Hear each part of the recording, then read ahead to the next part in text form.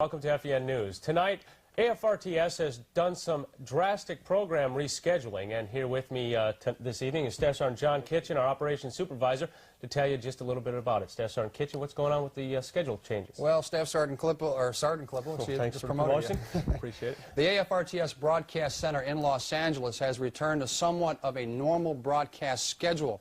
Now, this is going to begin tomorrow. Now, as a result of these changes, sporting events and special programming will now be offered. Now, this schedule is subject to change depending on the amount of special news events we receive over the satellite. Now, it's all going to kick off at 10 a.m. tomorrow. We're going to be airing the NBA basketball action as the Pistons take on the Bullets.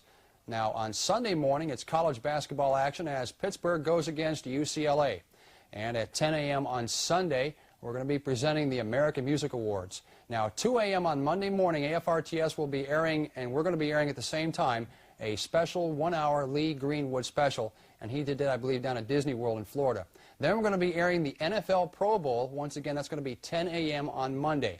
Now, one additional sporting note, we're also going to be getting the 30-minute CNN sports programs, and we're going to be airing these programs following FEN News late nights rebroadcast, and that's going to begin Monday evening.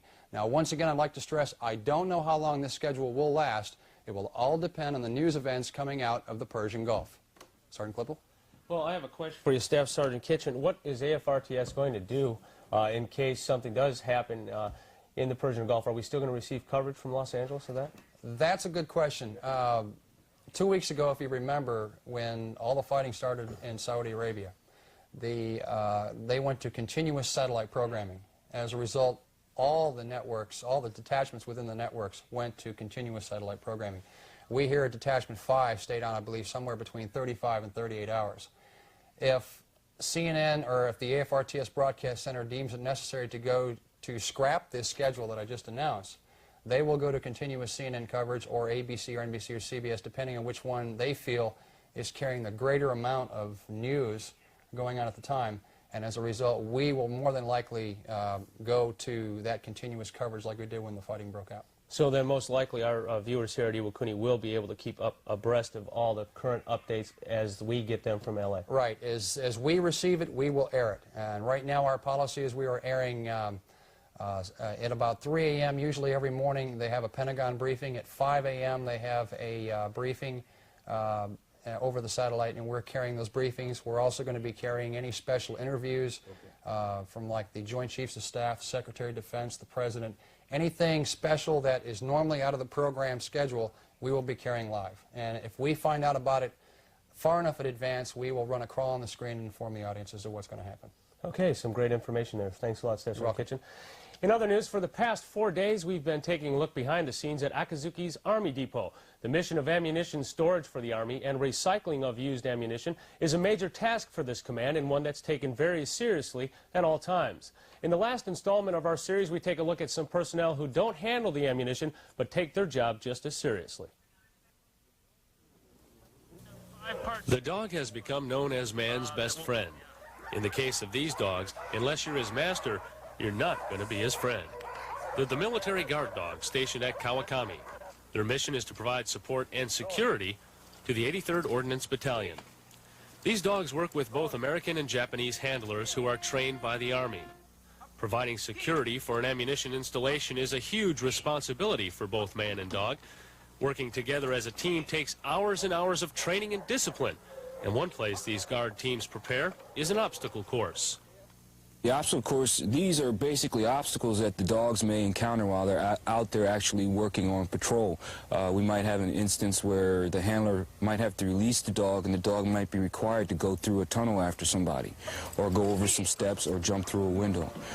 With this area of training being done during proficiency training on a weekly basis or daily basis, the dogs get used to jumping these type of obstacles, and then when they encounter them, they have no problems jumping over them, through them, or going under them. Each dog and handler have a unique relationship. The dog must be able to refrain from attacking when not provoked and follow his handler's instructions, whether verbal or by hand, precisely. The dogs are the handler's second set of eyes. They try to detain an assailant vice attacking. And in this demonstration, the dog shows us they don't need hand or verbal signals if their handler is ever put in danger.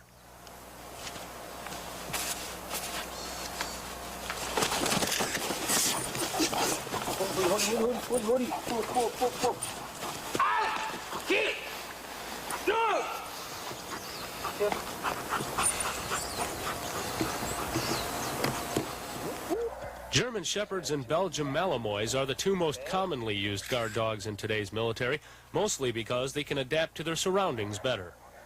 We could take one of these dogs we have here now and send him to Florida where it's hot at, and he would immediately start losing that thick hair coat he started growing for the winter. And vice versa, from Florida to here where it's cold, he would automatically start growing. So these are basically turning out to be proven to be the all-around dogs that can adapt so well to anywhere we want to send them. Providing security for Kawakami, the dogs and handlers of the 83rd Ordnance Battalion perform their mission as a team, giving new meaning to the saying, man's best friend. And also tonight, don't forget, tomorrow morning at 9 o'clock a.m., 9 in the morning, the National Naval Officers Association will hold a forum for all Navy and Marine enlisted personnel. They'll be discussing different things such as various officer entry programs and some of the unique experiences you may find upon entering the officer ranks. The forum is being held at Building 210, Room 211, and that's going to be tomorrow morning at 9 o'clock. Check it out. Stay with us, please. We'll have weather coming your way right now and sports right after that. Here is today's trivia question. What are 3 types of endurance exercises? Once again, what are 3 types of endurance exercises? If you think you know the answer, call 253-5661 now. My job here is basically customer support. I provide assistance in any aspect of supply. You know, I love my job, customer service. And, you know, what I'm doing, I do a lot of little jobs, you know. I'm around all the time, you know, doing everything. So it makes me feel good. Knowing my rate, you know, being a storekeeper, there's a lot of different aspects to being a storekeeper, you know, financial, records keeping, bookkeeping, everything. If you like your job and you try, you know, you do a good job at your job, then, like, supporting the P3s, you know, I get, you know, just providing good customer service, then the transitions, you know, whether it be 6 months or monthly with the reserve squadron, it all rotates pretty good. So, yeah, if you can provide the best customer service, then, you know, everybody benefits from it. Taking a look at the weather right now, we've got partly cloudy skies. Our temperature's at 48 degrees, winds are northwesterly at 5, and our barometer is at 39.00. Today's high got up to 53 degrees, and we had a low last night of 35. Checking our satellite picture, we were dominated by a high-pressure system once again, and that brought with it some partly cloudy skies today. Around the Far East today, the temps looked like this. Misawa checked in at 38 and 33. Tokyo had a high of 49, a low of 33 degrees. Okinawa, 61 and 58. Iwakuni again, 53 and 35. QB Point in the Philippines, 88 for their high, 76 on the low side. And Seoul, Korea, 31 and 17.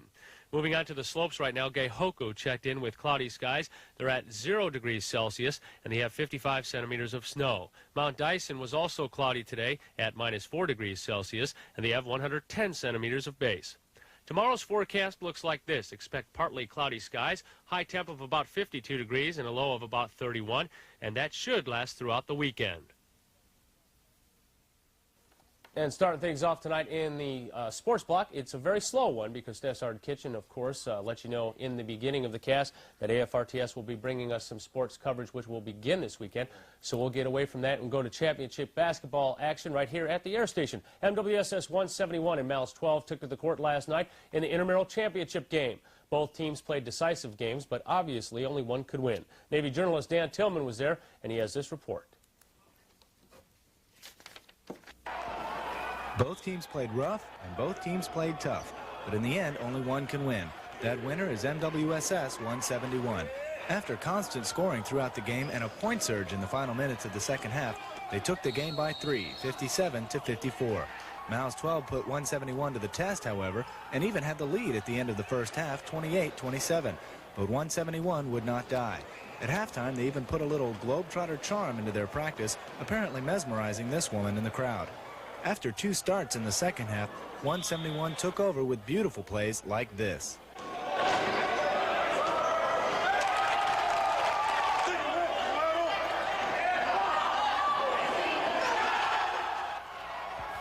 By the way, 171 had a very good turnout. After one last foul with 2 seconds left, the game was over. 171 victorious. Afterward, Mouse 12 received awards for a hard-earned second place, and then 171 received the first place honors in a high-spirited fashion. Individually, the 171 players were camera shy, but in the end, they decided to get together and tell everyone whose house it was. 171! Reporting for FEN Sports, I'm Navy journalist Dan Tillman. And congratulations going out to those guys there last night. Job well done. Also in sports tonight, don't forget Women's Volleyball League this Sunday. If you'd like to sign up, still need a few more players. Come on out to the MC Perry Gym between 12 and 1 o'clock Sunday afternoon, and we'll hopefully be able to get you onto the schedule. And as we lull out of basketball season and move towards volleyball season, we also have to start thinking about softball. And I understand Janet Serrero, who was one of last year's organizers for the Women's Softball League, will be getting together and trying to do it all again this year. Good luck, and it was a great season last season, and we'll get you as much information on that as we can as soon as it becomes available. Stay with us. We'll wrap things up and close it out right after this.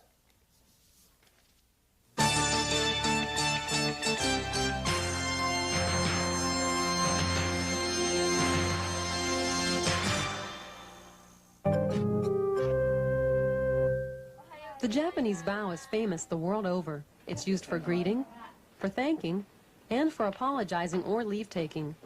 The depth of the bow depends on the social position of each person. Younger people bow more deeply to indicate respect for their elders. Foreigners are not expected to understand the complexities of these rules, so a basic nod of the head or a Western-style handshake will do. The bow, a unique tradition of life in Japan.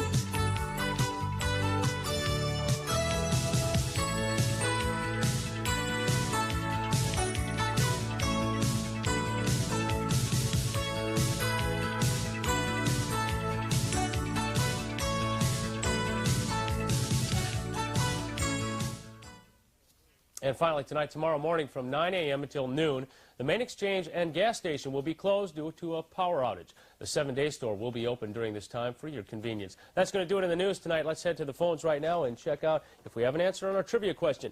Hi, who am I talking with?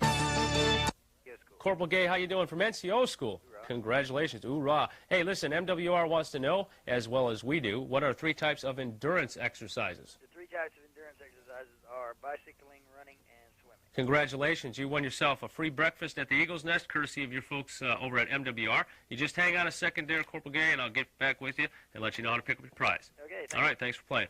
That's going to do it in the news block tonight from everyone here at TV 66. Have a nice weekend. Okay, you still there? Okay, what we're